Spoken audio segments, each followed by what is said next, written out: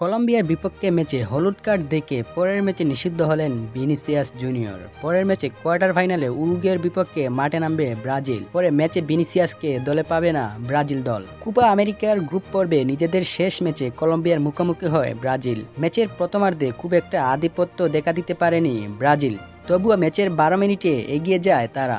বার্সেলোনার উইঙ্গার রাফিনহার দুর্দান্ত এক ফ্রি কিকে এগিয়ে যায় 9 বারের কোপা চ্যাম্পিয়নরা।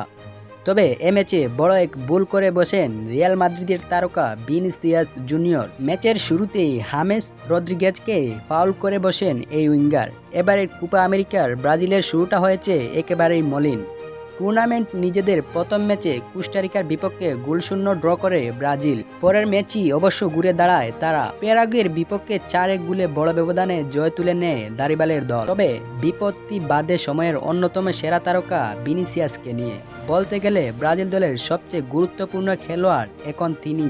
ম্যাচটি শেষ হওয়া পর্যন্ত 1-1 গোলে ড্র হয়। ড্র হলেও গ্রুপের রানার্স আপ হয়ে কোয়ার্টার ফাইনালে উঠে যায় ব্রাজিল, যেখানে তাদের প্রতিপক্ষ উরুগুয়ে, যারা চলতি কোপায় রয়েছে দুর্দান্ত ফর্মে।